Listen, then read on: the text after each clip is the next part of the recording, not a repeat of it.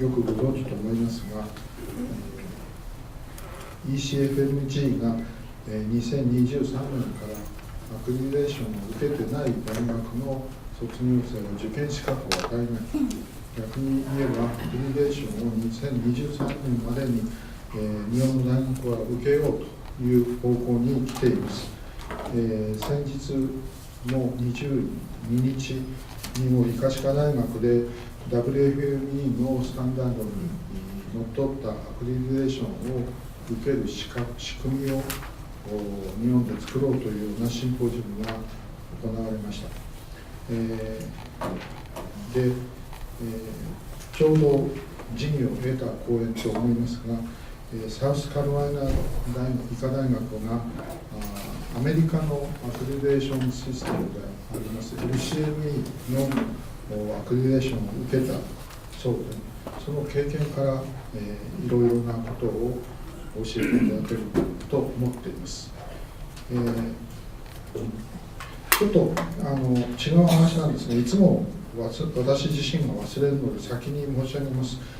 第12回の医学教育国際協力研究フォーラムというパンフレットがあります。急なお話なんですが、国際化における東京大学の役割ということで、我々の組織のもう一つのミッションである教育ともう一つ、国際化あるいは国際協力の部分について、フォーラムを開かせていただきます。今回の目玉は第2部の JICA の理事長でいらっしゃいます田中先生がお見えになって、JICA の立場から、この東京大学に求めることみたいなお話をいただけるものです。ぜひ多くの人に来ていただきたいと思います。もう一点、3月28日、もう本当の年度末ですが、ウォン先生の最終講演があります。これに関しても半年のまとめということです。ぜひお出かけいただきたいと思います。最後に言うべきことを最初に言ってしまいましたが、ぜひこれよろしくお願いします。それでは今日の講演を始めたいと思います。ジェフです。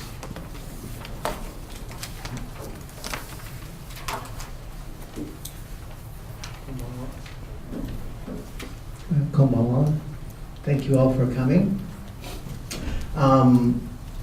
So thank you to Kitamura Sensei for the introduction. And as the title says, this talk will be talking about accrediting medical schools, lessons learned from the Liaison Committee on Medical Education, or the LCME process in the United States. There was a very good conference last week at Tokyo Medical and Dental University, hosted there talking about accreditation. If any of you went to that, a lot of the information that was presented there, in fact, Dr. Kitamura presented there as well, will be contained in tonight's talk, but I think the little bit of the difference is that I will give you the perspective of accreditation from somebody in education dean's role who had to go through accreditation as it goes through the United States, and hopefully that experience will be useful for your purposes.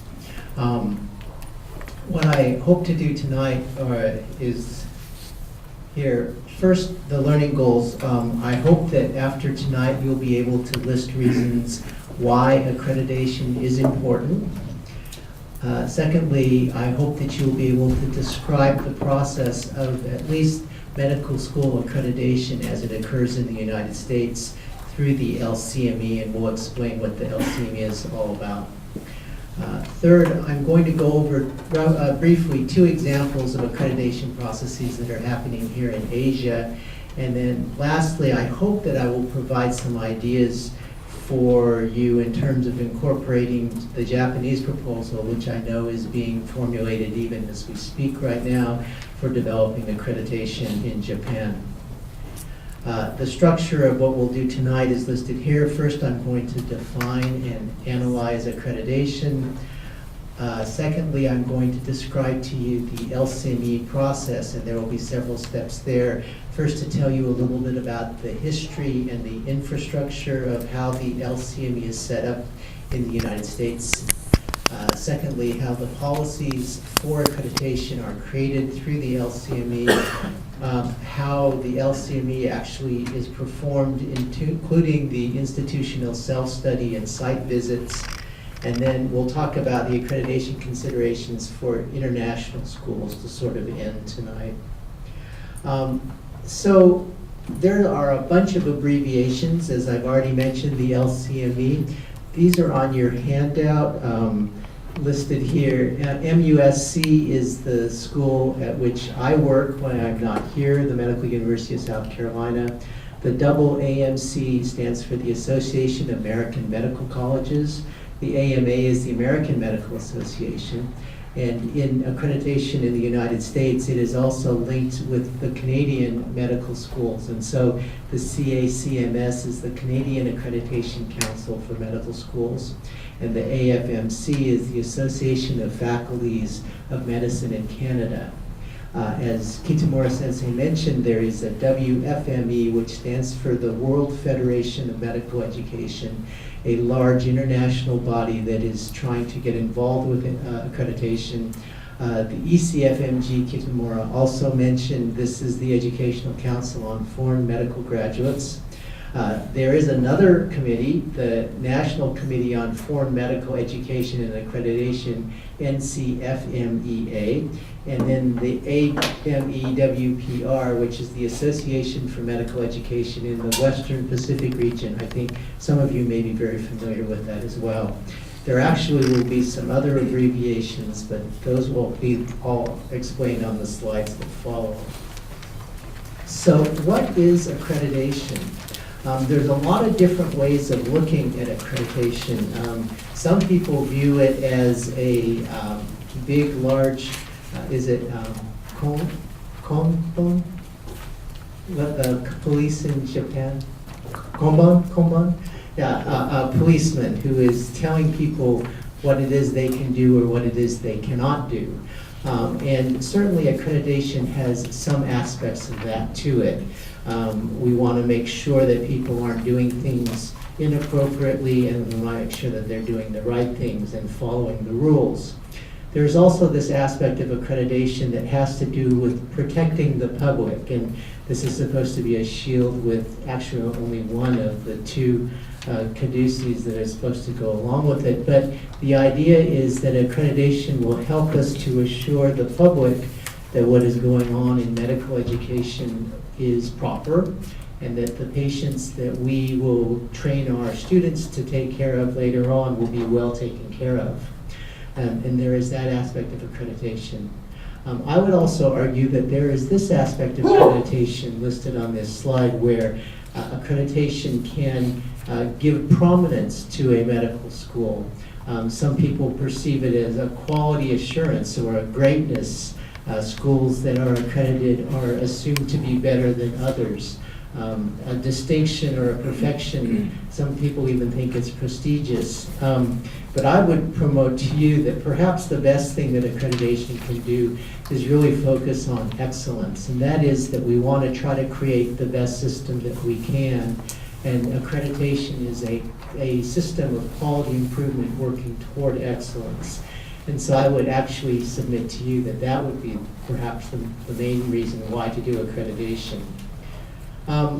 So if I go to the LCME definition of accreditation, they talk about it as a voluntary, extensive peer review evaluation of institutions and programs. There are a couple of things that are really important about that definition. First, the voluntary aspect. Some people may scoff at that, saying that you don't really have a choice, and to some extent you don't. But no one forces the medical schools to go through accreditation. It really is a voluntary thing, and we'll see how that works as we go through tonight. And it's peer-based, a peer review. So the people that are evaluating medical schools in the United States are other educators at other institutions. It's not an outside government agency that's coming in to tell you what to do. It is your own peers. And I think that's a really key important part. The accreditation process assesses the degree of compliance with standards that are accepted for quality. And those accepted standards are also done in a peer-reviewed fashion. And it does provide some sort of assurance that these standards are being followed.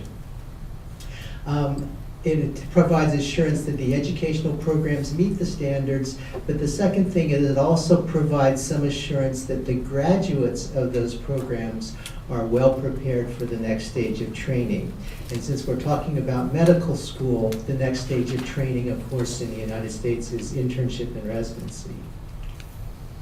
So why is accreditation needed? Well, I would say that there are at least 3 reasons why.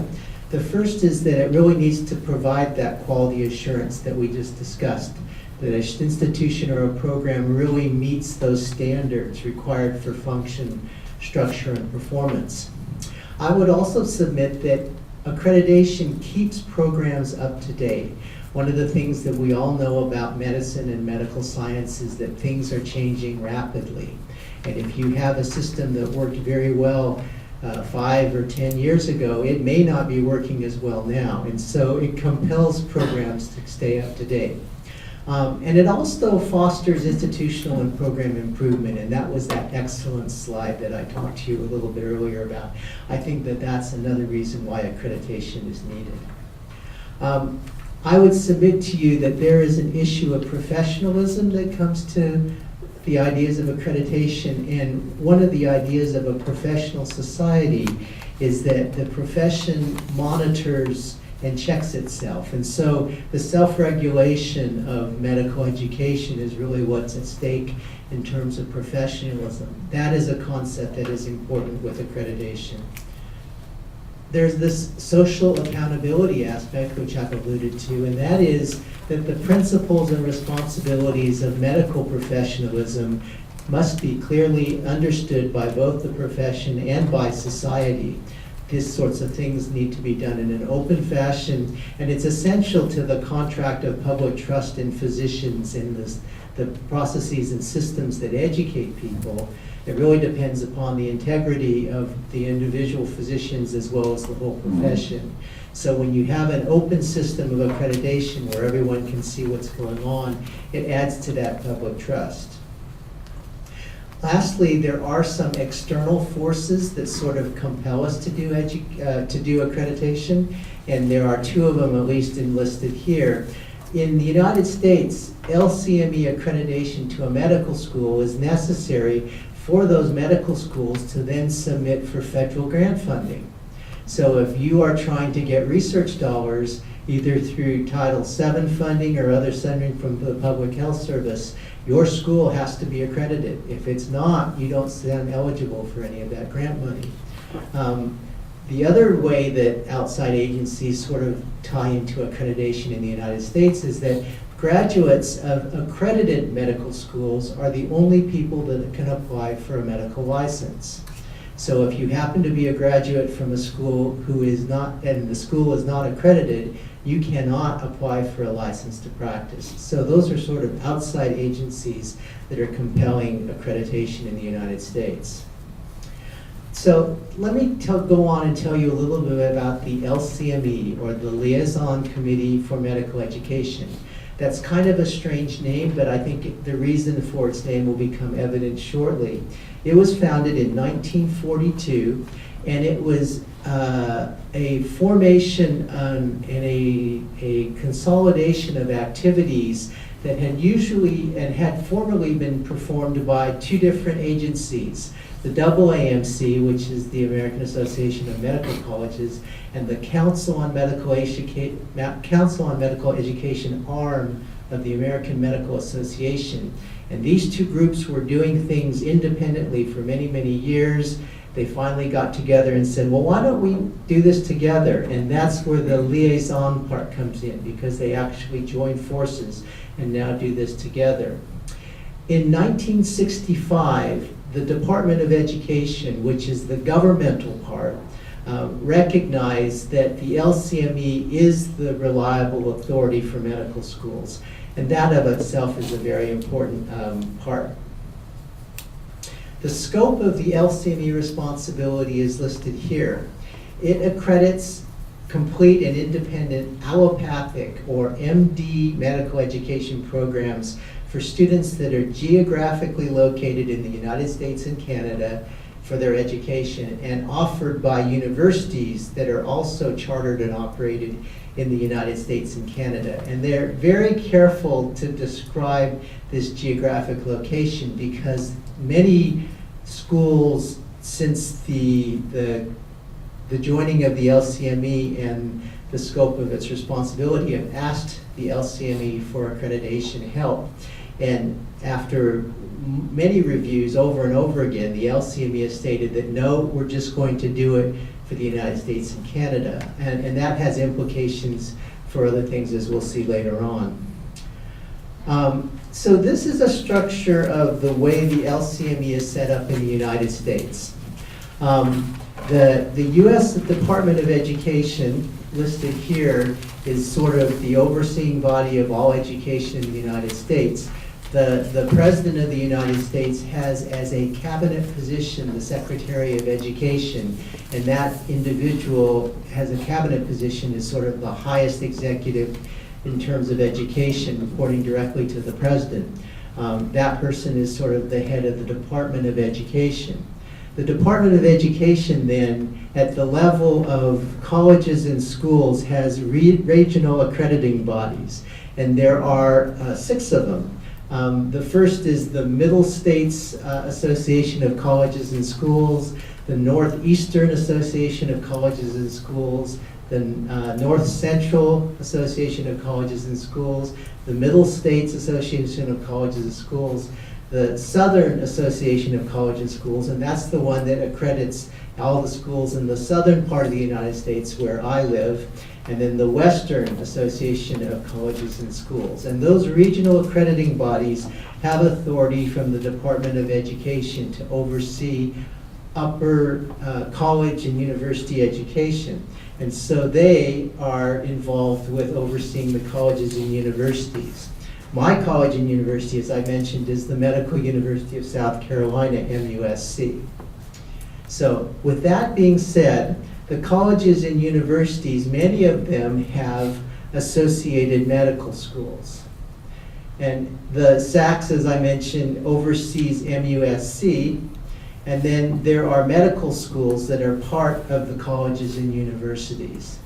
Now, as the way that the MUSC is kind of an interesting situation because we are a fully health sciences university with only graduate programs in the health professions.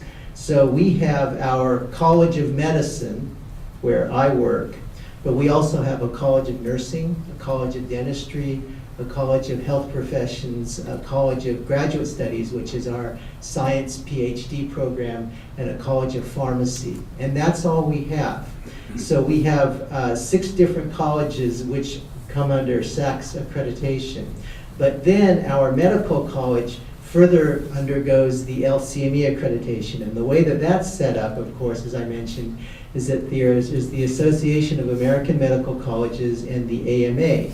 And together they formed this LCME, which then accredits medical schools. Now, the way that these two bodies, the AAMC and the AMA, sort of exist is that the AMA exists by practicing physicians and membership dues that are paid that way. The Association of American Medical Colleges really subsists on dues paid by medical schools to the American medical colleges, as well as the fees that they charge students to apply to medical schools, to take certain tests. The whole process for residency education and stuff like that are application services that are run by the AAMC, and that's how they get their funding. And then the LCME, as I mentioned in 1965, got the special dispensation from the Department of Education to say, okay, you're the group that's going to accredit the medical schools. So that's the way that it's set up in the United States. And I think that this is really important because what you see here is that whether or not medical schools become accredited is solely the function of the LCME given authority from the government, but the government has really nothing to do in terms of the say on who's accredited and who's not. And I think that that's an important point going forward. Just a little bit about Canada, because Daniel's here in the audience, but also because Canada has always been tied in with the United States in terms of the accreditation process. They had a similar background in 1942 when the LCME was first created. They collaborated with the Association of Faculties of Medicine in Canada, and then in 1979, the new agency, the Canadian Medical Schools, the Committee on Accreditation for Canadian Medical Schools, was the sponsoring of the Canadian Medical Society and the Association of Faculties of Medicine in Canada, and the procedures and the practices for accreditation are essentially the same in the United States as they are in Canada. This is the autonomy of the LCME. This goes back to that diagram that I showed you a couple slides ago. All decisions on accreditation are made totally autonomously by the LCME. So there is no oversight by the AAMC, no oversight by the AMA, and of course no oversight from the government. And the LCME retains final decision-making authority on all procedures and policies. And I think that's a real important point. The way that the LCME is comprised is listed here, and it's on your handout. There are 19 members. 15 of those members are professional doctors. And at least 3 of those people have to be doctors that are practicing. It can be more, but at least 3 have to be practitioners. At least 3 have to be medical educators. There could be more, but at least 3 have to be medical educators. And then the chair on the Canadian accreditation of medical schools has to be as part of the LCME.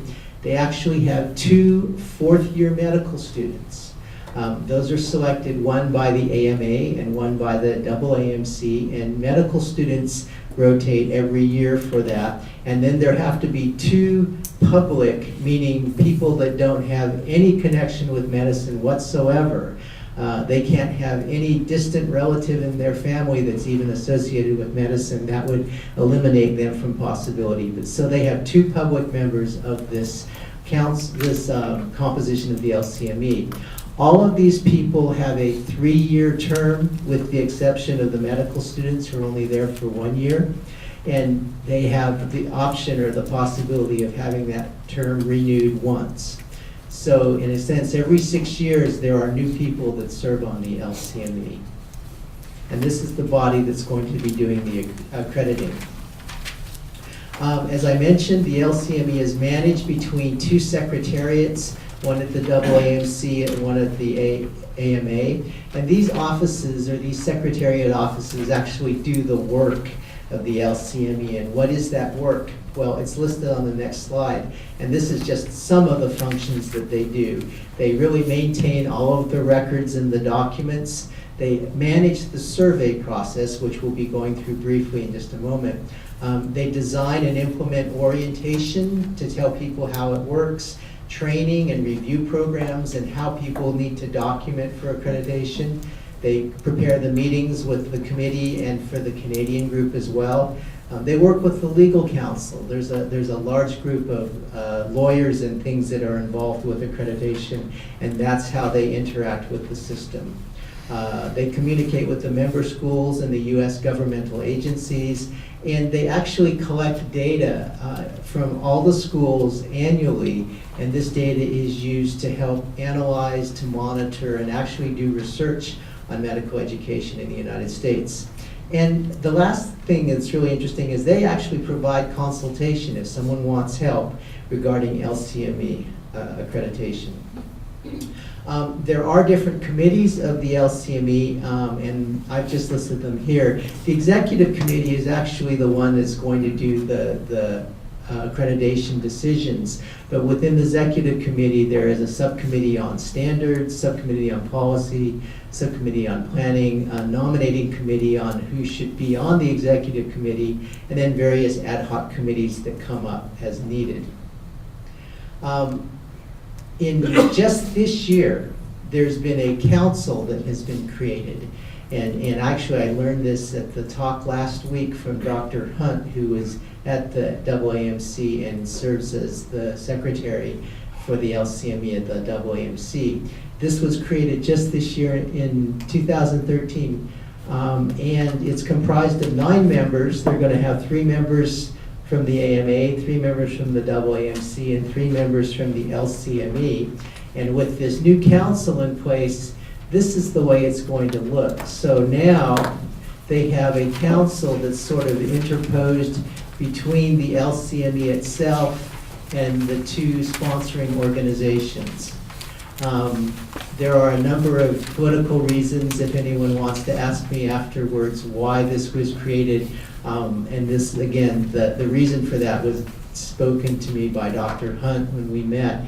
But suffice it to say, they really are trying to create and maintain the autonomy of this group. And they thought they could do that best by creating an interposing council between the 2 sponsoring agencies. The sponsoring agencies, they actually pay the salaries of the people down here. And so that was some of the issues that came into play for this new council. So the standards, there's the whole idea of what should a medical school do, how should it do it, and what are the qualifications or the requirements for the medical school. And they are called standards. And if a new standard wanted to be created, how would that be done? Well, the suggestion for new standards or modifying existing standards can essentially come from anyone. It's a fairly egalitarian process. Most commonly, they come from the medical education community where people have said, you know, we really need to study this, or medical schools need to be more involved doing this, and so on and so forth. Or there could be actually organizations where they think they want to put more of their own emphasis in the development of medical students. And so these standards they come from these types of organizations, and all of the standards are reviewed at least every 5 years, sometimes sooner if they're needed. The way that the new standards come into existence are shown here. First, a new proposal comes up, and that proposal is sent to the executive committee. The executive committee looks at the proposal, and if they think that it warrants something that that the LCME should work on, then they send it to the subcommittee on standards. The subcommittee on standards then, at the direction of the executive committee, decides, okay, can this new request, this new proposal, be subsumed if we annotate an existing standard, something that's already there, just expand it and make it a little more clear, or do we have to write a new standard altogether to qualify for this? Once that decision has been made, they start to do a drafting of it, and then the standard itself in draft form is worked back and forth between the committees. Once a final draft has been approved by the executive committee, it gets sent to the LCME, and at that point the LCME then makes it public. And there's a public hearing for anyone that is interested can attend the public hearing and have comment based on this standard. The public hearings generally occur at the national meetings of the AAMC or the AMA, and all people that wish to have any input on the standard can be heard. After some debate, there are times when the public hearing has really derided a new standard and it has not come into play. But more often than not, by the time it gets to the public hearing stage, most people have agreed that it needs to go into the new regulations. And then it goes into this document called Function and Structure of Medical School. It becomes a new standard through which any subsequent accreditation must be followed. The accreditation cycle, the way that it works in the United States is that schools are subject to review on an 8-year basis. Fully accredited schools may undergo a full review in less than 8 years if there are questions about whether or not what they're doing is sustainable. and the program quality is sustainable, or if there are significant changes anticipated to happen to the program that have occurred or might occur. And so even though 8 years is the standard, sometimes people are reviewed sooner than that. One of the things that's very interesting about the way that it's worked up in the United States, this is a historical occurrence, is that there are no fees for accreditation. This is very unusual in that the fee for having the site visit is essentially paid for by the LCME. It's not paid for by the school. Most all other countries, or actually in the United States, all other professions that have similar peer type of accreditation, the organization itself pays for the accreditation, but the LCME system right now, there are no fees associated with accreditation. The survey process is listed here, and there are several steps that go on. The first is what's called the completion of the database, and we'll talk a little bit more about that. The second is an institutional self-study, and that's an opportunity for the entire medical school to really introspectively and in some detail look at all the policies, the procedures that they're doing as it relates to the database to see how well they are in compliance with the standards. Then, once the self-study has been done, a report is filed, and the database itself is filed in terms of the institution, and then there is a part that's done by students. There's the on-site accreditation visit, where the site visitors come to the school and spend time to visit the school. After they are done, the survey visitors then file a report of their findings to the LCME, and then the LCME makes an accreditation decision. And if we look at sort of the important documents that go on, at the end I have references, but these are important documents that the LCME uses, and if anyone wants to get them, you can go to the LCME website and download them electronically. The first is the guide to the institutional self-study. How should an institution do a self-study? And it's laid out in very much detail how that should be done. The functions and structure of a medical school, I have that written in red because that's the document through which all of the standards that you will be judged upon are listed. There is a document called The Role of Students in Accreditation of Medical Schools, and I'm going to go over that in a little more detail. And then there's the rules of procedure, how everything needs to go out and how things are done. This one is actually not an LCME document. This is a document that's created by the AAMC, and we have what's called the Annual Graduation Questionnaire. Every medical student that graduates from any medical school in the United States, and I think maybe in Canada too, I'm not sure, they are given a questionnaire, and it asks them every sort of thing you can imagine about the medical school. And they compile that data year after year, and they actually follow students' responses, and the responses to the graduation questionnaire factor in to some of the decisions of the LCME. The functions and structure document with standards have two types of standards, and many of you may be familiar with these sorts of things. There are must standards, and the must standards indicates that the LCME considers meeting this standard to be absolutely necessary for the achievement and maintenance of accreditation. A lower mandatory is a should standard, which indicates that compliance with this standard is expected in the absence of extraordinary and justifiable circumstances that preclude full compliance. These are actually the verbiage from the LCME. So you have musts and shoulds, and this format has been followed for many years. The database is a very large, it's actually sort of misnamed. It's more of a catalog of all of the things that a school does, and all of the questions in that catalog or that database are questions based to the standards that are in that functions and structure document. And there are different parts. There are key quantitative indicators So some things are just numbers. How many students do you have? How have the students graduated? How many have failed? How many had to repeat a year? How many faculty members do you have? All those sorts of things. The second talks about narrative data, where you're actually answering the questions to the standards, and tables are sometimes used to answer those questions. And then there are required courses and clerkship forms that every school needs to complete for its course of study.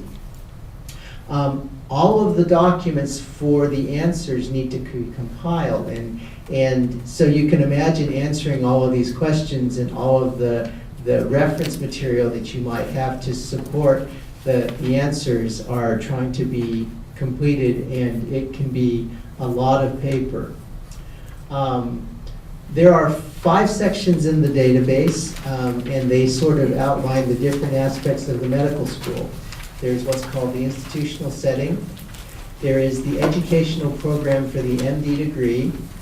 There is a section on medical students, a section on faculty, and a section on educational resources. And this is how the LCME tries to judge medical schools, to make sure that all of these things are in compliance, to make sure that accreditation can be granted.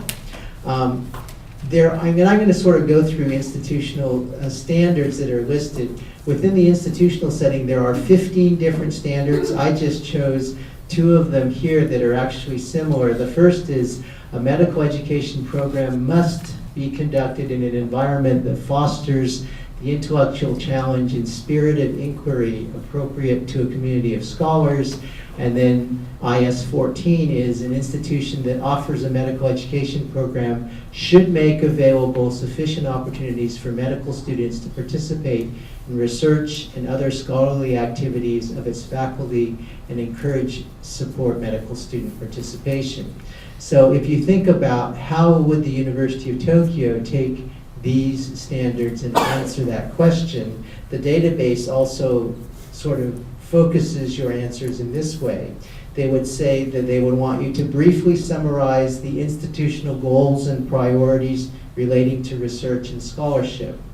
They would also want you to briefly describe the opportunities available for medical student participation in research, including the time periods when students may do so, the average number of students that participate, that are involved in MD, PhD programs, MD, master's programs, summer research, year outs of research, and the funding sources that are available to support those students. And if there is a research requirement for all medical students, that should be mentioned as well. And then they also want to know in detail how medical students are informed about opportunities for participation in research. So that's just one aspect, or actually two standards within the institutional setting to sort of give you a flavor of that. If we go on to the next one, which is the educational program, there are 47 standards right now in terms of that. And here's just one, ED 47. In assessing program quality, a medical education program must consider medical student evaluations of their courses, their clerkship rotations, and their teachers, as well as a variety of other measures. So again, you can reflect on the University of Tokyo. What are we doing here at the University of Tokyo in terms of evaluating all of the courses, all of the clerkships, all of the teachers? And the details that they would request would be summarize the means by which information is collected from students on course and clerkship rotation quality, include the methods that are used, whether that be questionnaire, focus groups, and the average response rates, describe if the evaluation data are being collected on faculty, on residents, and others who provide teaching or supervision in the required courses and clerkships, and describe any other individuals or groups providing information about course and clerkship rotation quality or the quality of faculty teaching and how that's being done. So those are some of the details that would be expected in the educational program. For medical students, there are 37 standards. Again, this is just an example. 37 or MS 31A, a medical student education program must ensure that its learning environment promotes the development of explicit and appropriate professional attributes in its medical students. That is, attitudes, behaviors, and identity. And then the notation under this one is actually pretty extensive. I'm not going to read the whole thing, but for instance, they want you to provide a list or a table of the professional attributes that medical students are expected to develop over the course of their medical education, and describe the process by which the list of desired attributes was developed, the groups that were responsible for developing it and reviewing it, and how the students are going to learn that. And that's just one of about 6 different points that they want to do, assuring them that the students are developing professional attitudes. In terms of faculty, an example here is a medical education program must provide opportunities for faculty development to each faculty member to enhance his or her skills and leadership abilities in education and research. And so if you think about what is happening for your faculty here in the University of Tokyo, how would you be able to answer this question? What is required in the United States would be to describe any centralized or departmental activities to assist faculty members in improving their skills in teaching and assessing medical students. For the formal programs that were offered, provide the number of faculty who participated in each activity and the most recent completed academic year, and the sources of funding that were used to support those activities. So you can see it gets into some pretty important depth there. And then the last category is educational resources.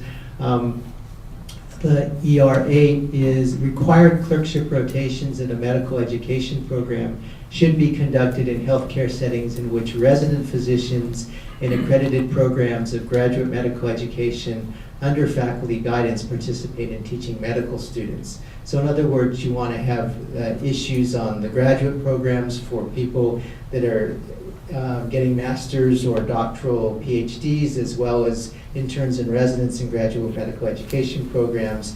Are they all in accredited programs? How is their training? What do they know about teaching medical students and those sorts of things? And so this is the depth of detail that the standards ask us to do. The institutional self-study, as I mentioned, is an opportunity for the institution to look at everything that it does. And so once that very large and intense database has been completed, then the institution takes that database about 18 to 24 months before the survey site visit is started and starts to do its self-study. And what they do is they take subcommittees are formed within each of the sections of that database. I mentioned there are 5 sections. Actually, some of the larger sections, the student course of study is usually subdivided between the basic sciences and the clinical sciences, and that's how we did it at MUSC. You end up getting key faculty members and key administrators that serve in these subcommittees to review the database answers, and that's organized by whoever is the education dean to spearhead and oversee the project, making sure that things are happening. And then they actually review, correct, and refine answers that have been found in the database. I mentioned the students. A very key part of the LCME accreditation is they want to know what the students think about their own school. And so the medical students are compelled to undertake their own independent analysis of the medical education program, the student services, and the learning environment. And they do so through guided by the role of the medical students document that's actually on the LCME website. So all schools are expected for students to participate in this. The dean's office, the education dean, which I was there, we have to make sure that this happens, but we don't have any control over which students go in or how they do their work. That's all done by them. And when the students are done, they create a narrative summary that gets submitted directly as is to the LCME. We get to see it, and we get to look to see what they thought about the school, and sometimes if they end up coming to some conclusions and we think otherwise, we have opportunities to address that in our own report. But the LCME gets copies of both our report as well as our students' analysis. And so if you sort of look at the timeline of what happens for a site visit review, about 24 months before the site visit, the database catalog filling out, that gets started. That takes probably about 6 months to do, and then the institutional self-study starts, and that's done about 18 months before the site visit. The institutional self-study is usually conducted over the entire year, which will run from 18 months to 6 months before the site visit. And at that point, the self-study is done, and we start to write the reports. The students are also involved doing their own thing there. And then at about 3 months, we get the report from the students. We have our reports completed, and we send that off to the LCME. And then 3 months later, the site visit comes to our campus and visits us. This is a picture of Mount Fuji that I took on Christmas Day at Hakone, and it was absolutely amazing. But the reason I put this up there is sometimes when you're doing this, it seems like you're really climbing a mountain. It's really, really hard work to get all of this stuff together. And not only in that situation, but it's sort of a mountain of material when you actually get done, because you have the different summaries as well as all the supporting documents. And it's not unusual that the entire conference room and the whole side of a conference room will be filled up with documents supporting your database. So the site visit now comes, and there are usually 5 to 6 people that come to your school as a site visit team. There is a team leader who happens to be a sitting dean at another medical school. That's always the team leader. There is a secretary of the team that is usually somebody that has done a lot of site visits and understands how to write the document. This person actually is the one that's responsible for writing the findings of the site visit team. There is usually one person from the LCME that participates in the site visit, and then there will be faculty members from different medical schools that will serve in other roles on the team.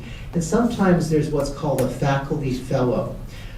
This faculty fellow is somebody who oftentimes is at a medical school that has a pending accreditation visit coming. And so the reason for having this faculty fellow is to have someone there watching a site visit to sort of get a sense of what they can expect 2 years hence when they get site visited. And it really helps people to learn the process. So we talked about submission of reports. 3 months before the site visit, copies of the entire database, the self-study report summary, and the student self-study report are sent to every member of the site visit team, to both secretariats, and then one is kept by the institution itself. So you need 8 copies. Originally, it was all hard copies, and it was enormous. Now we just have the one hard copy that we keep at the school, and everything else is sent digitally on a CD-ROM. But still, it's a lot of work. And those are all sent to everybody 3 months before the site visit, and the site visit team is responsible for going over that, reading it all, and coming to some conclusions before they come to the visit. Then they come to the site visit. It's usually a 3-day affair. And it usually runs Sunday evening till Wednesday afternoon. Sunday evening, the team will meet individually with just the dean of the medical school. And then on Monday and Tuesday, the team will meet with different small groups of people in the school, and that will essentially go over the entire operations of the medical school. Tuesday evening, the team will meet and prepare a preliminary report. And then on Wednesday, at the end of the site visit, they'll meet with the leader of the school, oftentimes the president, to sort of deliver first impressions of what they thought about the site visit. And so what I'm going to do now is show you sort of exactly what happened when we had our site visit. The dean of the New Jersey Medical School was the team leader for our site visit. The secretary was the Associate Dean of Medical Education at the Uniformed Health Services Medical University in Bethesda. And then we had an Associate Dean of Students from the University of Texas at Houston. A professor of clinical epi and public health from Albert Einstein was also on our team, as well as the chair of the Department of Family Medicine from the University of British Columbia. And it's very common that there is one Canadian on every site visit as well. And then there was an LCME staff member. So these 6 individuals comprised the team that was visiting my school. On the first night, Sunday night, they met alone with the dean, and the topics that they went over was sort of the background of the school, how the school was governed, the administration, and an overview of everything that the school does. And that was the first part. Then on Monday, they came to the school, and we talked about the educational program. So we had sequential small group meetings with the team. We talked about educational program and design, implementation, management, and evaluation. And so the people that were there included myself, but also key faculty members and teachers within the curriculum. They asked about the library and the information technology, so we had the librarians there, we had people that worked with the IT support, all the computers, people that work with the servers and the network and all of the electronic email and all of those devices. They had to make sure that that was up to speed for our students. Then there was actually a walking tour of the learning facilities. They wanted to see the classrooms, they wanted to see the lecture halls, they wanted to see the anatomy lab, they wanted to see those things where the students are performing and learning. Then at lunchtime, they were met with preclinical medical students, students in the first and second years, who are still primarily in the classroom, and they had lunch with students, and we weren't allowed to choose the students. Whoever, we actually had to make the invitation that students should come and meet with these people, and whoever showed up, showed up.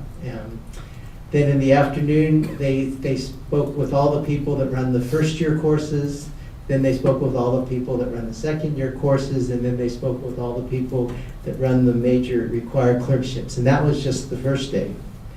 The second day was even longer, and it went through student resources, finances, and departments. So they asked us about what do we do for academic counseling if someone is having problems, or what do we do about improving the learning environment for our students. They wanted to know, how do we counsel them for their careers after they leave medical school? What sort of electives are available, and what sort of things do they do in their 4th year? They asked about admissions, the admissions policy. How do we select our students? What sort of financial aid is available to help students pay for their tuition? And how do we help them with debt management? All of these things are meeting with different individuals that are involved with each of those offices. There was the issue of personal counseling and health services. We have a setting both for people that have mental health issues as well as physical health issues. They asked about the MD, PhD, and joint degree programs. We actually have a couple of programs with an MD, MBA, and an MB, MPH, as well as the MD, PhD programs, and what research opportunities are available. They took a tour of the hospital. They wanted to see where our students practice, and did they have call rooms? Were there places for them to put their jackets and coats? Lockers available? All of those things they're asking about. And then they had lunch with 3rd and 4th year students. Again, we couldn't choose who would be there. And they, of course, asked questions to the students, primarily related to their self-study report. They wanted to know about the finances of the clinical enterprise and how fiscally solvent the medical school was, both in terms of their clinical productivity, their resources for research, and making sure that the school is going to be viable. They wanted to know about the resources that were available for clinical education. And then they talked to all of the chairmen in the basic science departments and all the chairmen in the clinical science departments. That was the end of the second day. The last day, they ended up having breakfast with the junior faculty. Again, people were invited to come. We didn't select them. And they asked them, so what's the environment like for you as a junior faculty member at this place? And then they asked what other institutional faculty issues are involved. They wanted to find out more about the program, the graduate program for PhD graduate students in all the basic sciences, and they wanted to know about the graduate medical education programs for residencies in all of the different fields. And then at the end, they had an exit conference with our dean and our administrative officials to tell us how they thought we were doing. The survey team then does a draft report that's sent to the dean a few weeks after the site visit has been done, and the dean has about 10 days to read that report and respond in any way he or she wants to what was written. Then there's some back and forth in terms of if there were things that were missing. After a reconciliation, then the report is sent on to the LCME. And one of the things that's really important is that the site visit team does not make any determination at all on whether programs should be accredited or should not be accredited. They actually are supposed to report factually on what they found. The determination of the accreditation status is actually the purview of the LCME, and that's usually done anywhere from 4 to 6 months after the survey visit is complete. So this was taken at the Yuki Matsuri. I thought it was a wonderful carving. If anyone, it's actually the gastric mucosa and the rugae in there, and I put that up because a lot of times people get ulcers worrying about what's going to happen with accreditation. It's really a very stressful process. But what ends up happening is there are different types of activities that can happen with accreditation. You can be granted an accreditation status in full, which is what most people hope for. That's the 8-year, you're doing well, keep up the good work sort of thing. There can be preliminary or provisional accreditation status. That's primarily for schools that are newer, that are just starting up. There is a continued accreditation status, but they may not specify the terms of accreditation. And that's when I spoke to you earlier about they may be worried that something might be changing, and so they may not give you 8 years. And then there are bad things. You can have continued accreditation, but you could get a warning or be placed on probation. And then, of course, the real bad stuff is to be denied or having your accreditation withdrawn. We'll go over each of these sort of briefly. Oh, there are other actions the LCME can take. It is absolutely unprecedented that a school got accreditation with no citations whatsoever. There are always things that are found, and there are always places where things can be improved. And so what they end up doing when they find problems that don't get to the level of causing withdrawal of accreditation, but they are issues of concern, they may have a limited site visit sometime in between the 8 years.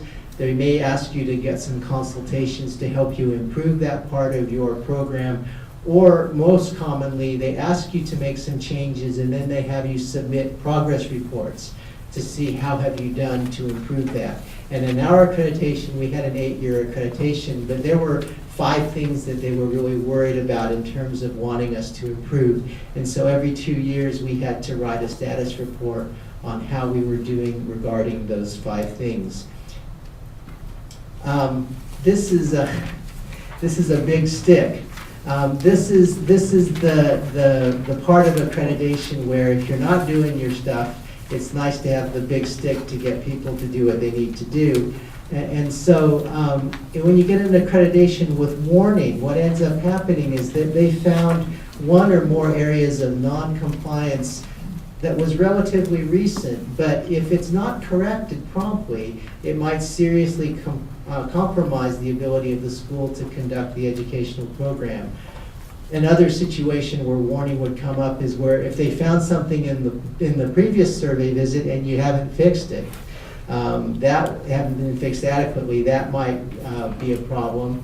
And the program, if you got a warning, is not required to tell students in the public about it, but the U.S. Department of Education and the regional accreditors, like for us, the Southern Association of Colleges and Schools, would be notified if we got an accreditation with warning. A next step would be accreditation with probation. And these are accredited programs that are not in substantial compliance with the accreditation standards, where an area will seriously compromise the quality of the medical education program, or if they have failed to make satisfactory progress in achieving compliance after being given enough time to do so. So if we had one of those progress reports and we sort of ignored what they told us to do, this might put us on probation. Fortunately, we didn't have any of that. the subject to withdrawal of accreditation if non-compliance issues are not fixed, and they'd actually have a time frame, 24 months. And at the time the school is put on probation, they have to tell students. And so as you can imagine, if you are a medical student that is applying to a school who has now been put on probation, and there's the possibility that the school doesn't get off probation, you won't be able to get a license. That can have real implications for your school and for admissions and all of that stuff. So probation is not a good thing. And then of course, if you're totally out of compliance, if compliance has to be achieved within 2 years, I mentioned that, 24 months. And this is actually a law in the United States. The U.S. Department of Education requires the LCME, because it is essentially its policy body, that if the school doesn't fix something that they have determined is wrong within 2 years, they have to take adverse action. There's no ability to sort of get around that. And the adverse actions are either to deny accreditation, or a school that has been accredited in the past to withdraw accreditation. So that's the big stick, and those are the things that schools are obviously worried about. Withdrawal of accreditation, it's when you have substantial deficiencies, or they're serious enough to raise the concern whether or not graduates of the program are competent to enter the next stage of their training. And obviously no schools want to get to that stage. Public notification. So we talked about how does the public know? And in the United States, this is actually all fairly transparent, not completely, but fairly transparent. What ends up happening is if you go to LCME, you can find out the accreditation status of any school in the country. Anyone can do this. And this is actually updated within 2 weeks of the LCME meeting. The LCME meets three times a year. And the accreditation status of the program and the date of the next accreditation survey is all posted. The one thing that is not public knowledge, and I think this is probably a reasonable thing, is that the survey reports, the correspondence, all the documentation, and the basis for why the LCME made the decisions that they did is not posted publicly on the website. That's not viewed as something that the public necessarily needs to know, but that the whole idea about the accreditation, who is accredited and who is not, is public knowledge. So let me shift gears a little bit and talk now beyond the United States and the LCME, but sort of looking at the rest of the world. One of the things that had happened is there is this group called the ECFMG. This is the Educational Council on Foreign Medical Graduates, which is a United States body. And the Educational Commission for Foreign Medical Graduates in July of 2010 determined that in the year 2023, any physician who wants to come to the United States has to have graduated from a medical school that has been appropriately accredited. And this caused some consternation to places around the world that don't have accreditation systems in place. And what the ECFMG said is that to satisfy this requirement, an applicant's medical school must be accredited through a formal process that uses criteria comparable to those of LCME, or the WFME, which is that World Federation of Medical Education, or something like that. They're not very proscriptive in what needs to be used, but there just has to be globally accepted criteria. And the problem with this, of course, is that there presently are no universally accepted standards throughout the world. But there are many places like the WFME, the Australian Medical Council, Great Britain, the United States LCME, and other places that have created standards. And the ECFMG stated on their website that they were really making this determination to enhance protection of the public by incorporating medical school accreditation using globally accepted criteria. And this sort of stems to the idea, at least in the LCME in the United States, that part of accreditation is trying to protect the public in making sure that the medical student graduates are competent and able to take care of patients. They also said that there were two motivating factors why the ECFMG made this statement. The first was to sort of stimulate a meaningful, universal, accepted system of accreditation for undergraduate medical education that's outside of the United States and Canada, and that such a system might envision evaluation and recognition by internationally accepted organizations, such as the WFME of the various bodies that accredit international medical schools. And there will be other benefits. People in medical education have talked about generating data about undergraduate medical education, and to also use that information to try to assess the quality of international medical schools. Even trying to figure out how many international medical schools there are is kind of a difficult problem. But the different rosters and different ideas of which schools are truly medical schools around the world is now underway. So this picture is in the airport in Okinawa, and I found it just fascinating when I went there in January that there were so many orchids. It was absolutely beautiful. And I've never seen an airport like that, so I took this picture, and the reason that I was in Okinawa was to go to a conference.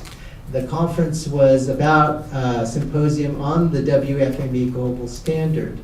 And I was fortunate enough to go to this conference, and other people in this room were also there as well.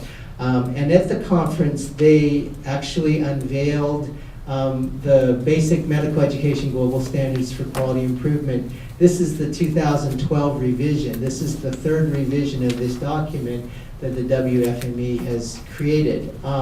You can go to the WFME website and download this. It's not a large document, and actually, if I'm not mistaken, this has been translated into Japanese.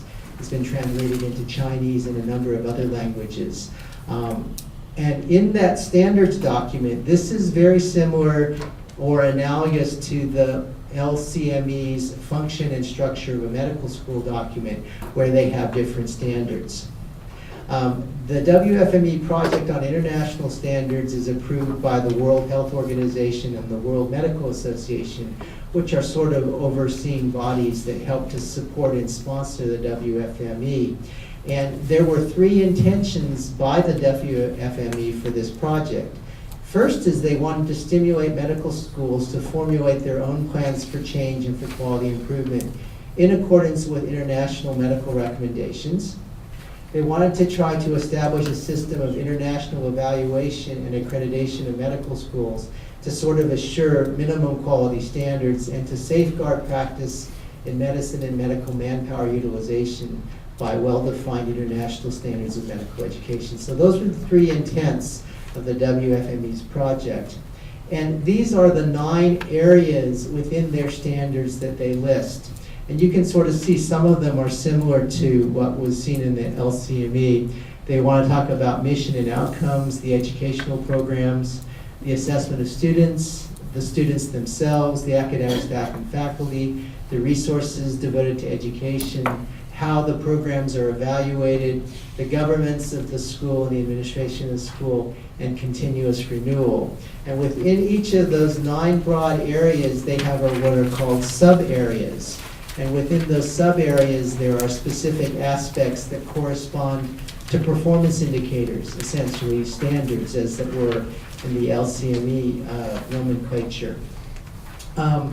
They have 2 types of standards in the sub-areas. One are what are called basic standards, and again, that's the must. Every school has to do this. This is a must, and there are 100 of them in the WFME's latest iteration. And then there's a quality that they call standard for quality development. That is, these are desirable, these are shoulds, and these would be standards that a school would be aspiring to try to do in order to improve their quality development. And there are 91 of those in the latest iteration of the standards. So some people have asked, and I actually stole this slide from Dr. Hunt from last week's talk, how does the LCME and WFME, how do they interact? Well, they're quite separate, but it's interesting. What's happened is that the LCME, which again is involved with the LCME standards for US and Canadian schools, also has this international quality improvement arm that serves as consultants to non-US and Canadian schools. And they have interacted with the WFME to the degree that the use of tools and standards that the WFME has come up with separate and on their own through their own mechanisms has been sort of interchanged and used to improve both systems. The other thing that the WFME is really in the process of is trying to figure out how they're going to recognize or accredit the accreditors. That is, figuring out within each country, the accrediting body, if we can accredit them to the WFME, then that gets us one step closer to this idea of worldwide accreditation. And it may be that the accreditation of WFME to the LCME as an accredited body is what's going to happen, at least in the United States and Canada in the future. The body, if an accreditation association in Japan was to be created, then the WFME would want to accredit that, and that's sort of the way things are thought now. And actually, the LCME has gone a step further. This has not been rolled out in the United States yet, and you're actually getting this before the United States people are, because again, I stole this from Dr. Hunt's presentation last week. But rather than those standards that I talked to you before, where there is in 5 categories and 132 standards or something like that, they're actually going to cluster them now into 12 standards. And these standards, as you can sort of see, follow those same standards of the WFME. Within each of the standards, there are what are going to be some of those elements that are the more detailed parts that I described to you when I read through each of the previous standards. But this is starting to look a lot more like the WFME's structure, and that's not by accident. Again, that's sort of planning towards the future when if everyone in the world is on board with accreditation, the LCME can be one of those approved accrediting bodies from the WFME. So I want to talk to you about 2 examples that I heard when I was in Okinawa. And again, those of you that were here, I apologize for repeating things that you already know, but this is some interesting things that are happening, first in Taiwan and the second in Korea. In Taiwan, we had a presentation by Dr. Liu, who is a senior council member of the Taiwan Medical Accreditation Council, the TMAC, more acronyms. He told us that the supervising bodies in Taiwan for medical education include the Ministry of Education and the Department of Health. And those 2 people together created this Taiwan Medical Accreditation Council, not unlike the AAMC and the AMA in the United States creating the LCME. This Taiwan Medical Accreditation Council has then, using and informed by medical education structure in Taiwan, LCME standards, Australian Medical Council standards, and WFME standards, created their own accreditation standards for Taiwan.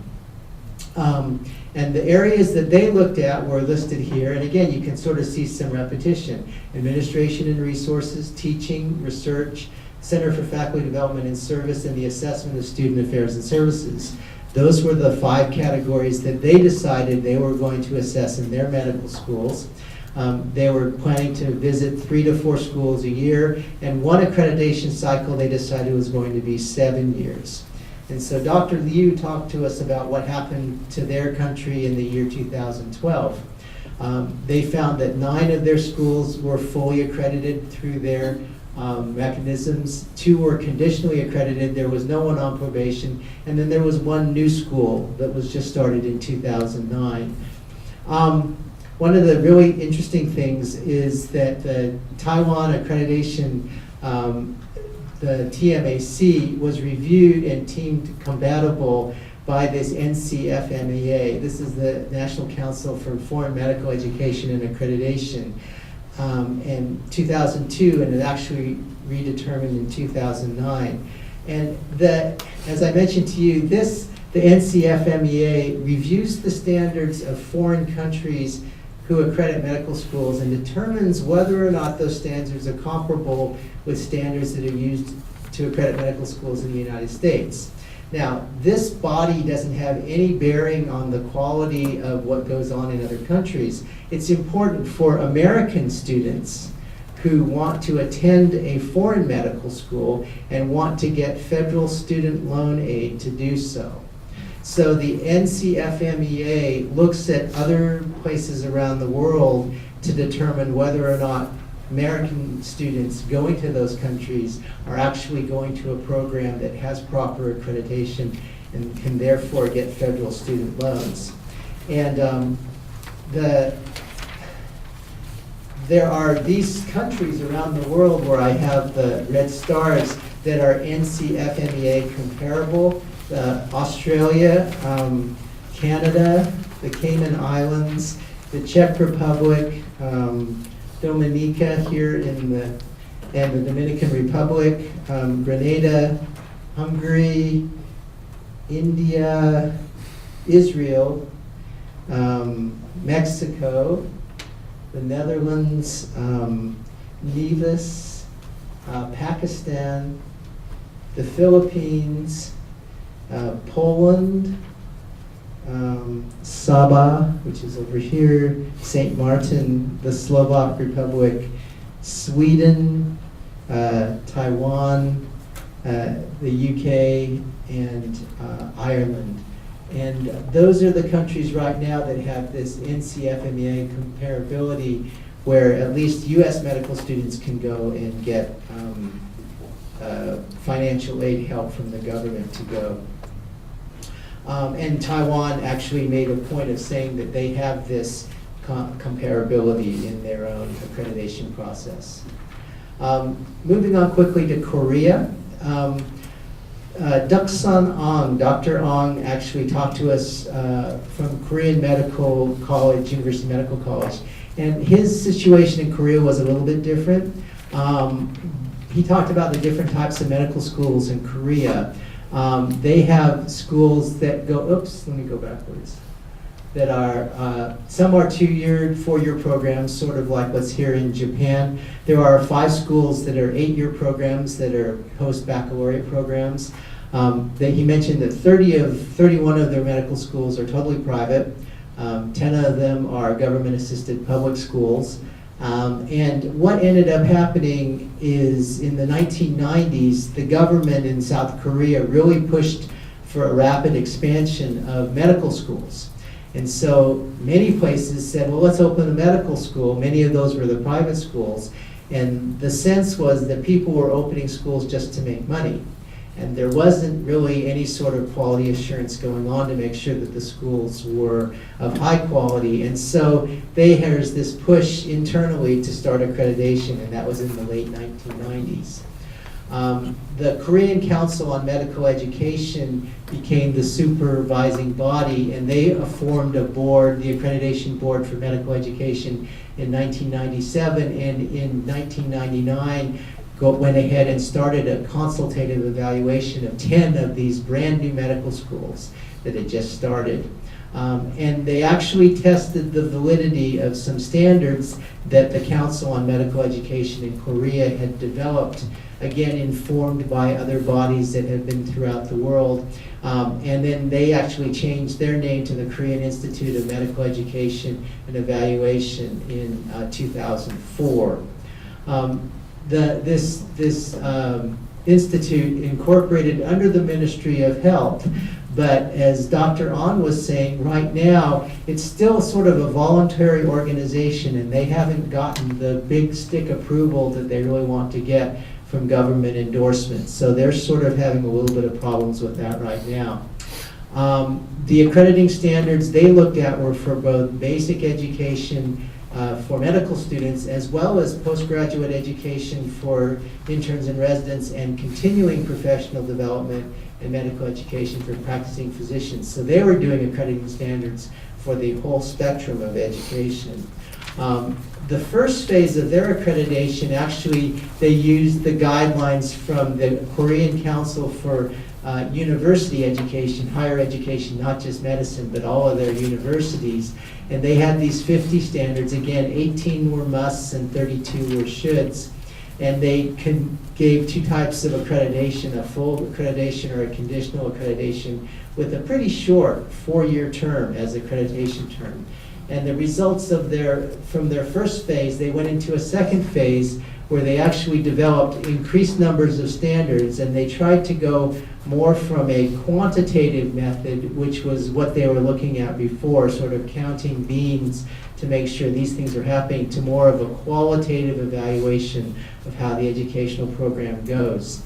And they created team evaluations with site visits to university hospitals. This I found very remarkable. The final report was supposed to be submitted within 3 days after the site visit, which I just think is astounding to turn around something that quickly. And the accreditation term was now going to be 3 to 5 years. They're now after their second phase, they haven't called it the third phase because they think this is going to be the last phase of their cycle, but it's now 97 standards, and they're really improving the training of the site visit team. The people in Korea have done some overseas consultation with the Australian Medical Council as well as the LCME to figure out how to do these site visits right. They're correcting, the decision making is performed by an independent committee rather than the site visit team itself. So again, it's more like the way they do it with the LCME. And they actually have a committee with delegates that include students, peoples in society, non-governmental organizations, government, and law and education, which I thought was also interesting as well. So those are the two examples that were given to us about accreditation in Asia. And just I want to close tonight by sort of talking about some of the lessons that I've thought about, and hopefully some of these things will resonate with you. The first is, there's this issue about skeptical faculty and administrators. And I lived through this as the education dean, where a lot of faculty members would say, why do we need to do this? You know, we're doing a good job. We don't need to worry about this. And so some of the arguments that we used, and certainly the LCME talked about this, is that the reason the standards are in place are really to maximize the educational benefit for students. And that compliance with the standards really does matter. And you saw, as we talked about, some of the issues for schools that aren't in a compliance. That can be a major issue for them. As I mentioned also, I believe it fulfills the professional role that is expected of us in the medical profession from society. And that accreditation, actually, we use this in some ways to help leverage change. People that were reluctant to do things in the medical school, we could use the idea that these kind of changes were mandated by the accrediting body, and it gave us some leverage to get changes to happen. The legal framework, I think, that is really important. So as Japan goes forward, one of the issues is that the accreditation system, however it is crafted, needs to work inside the legal framework, and that the statutory instrument needs to abide by the rules and the regulations approved and mandated by the government.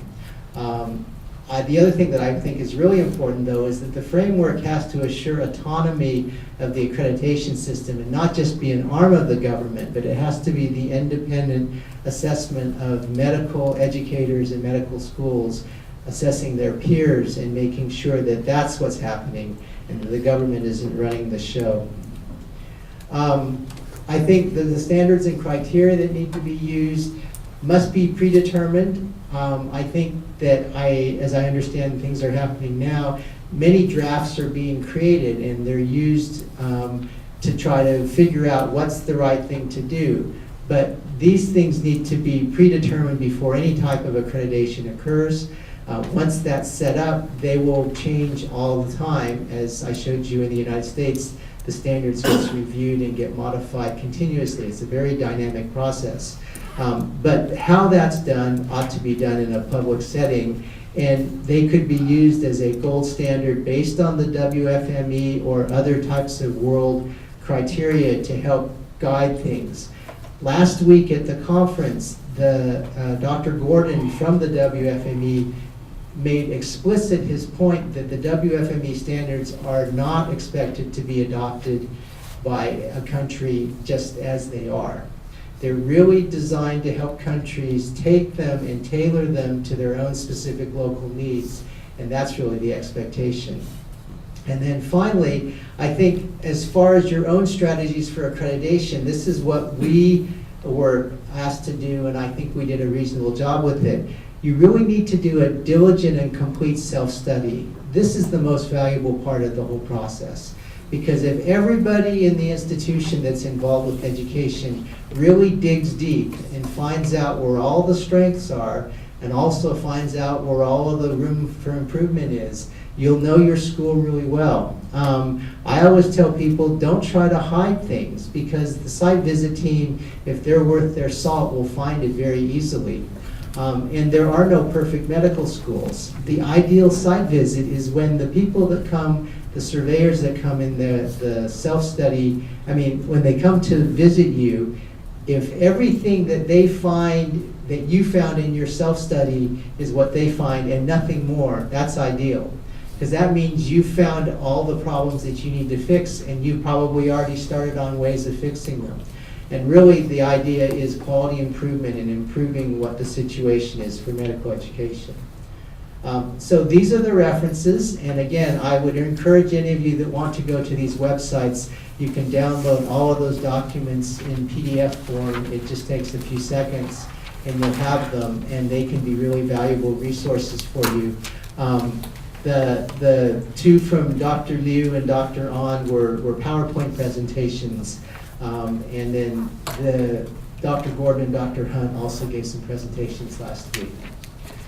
So, are there any questions?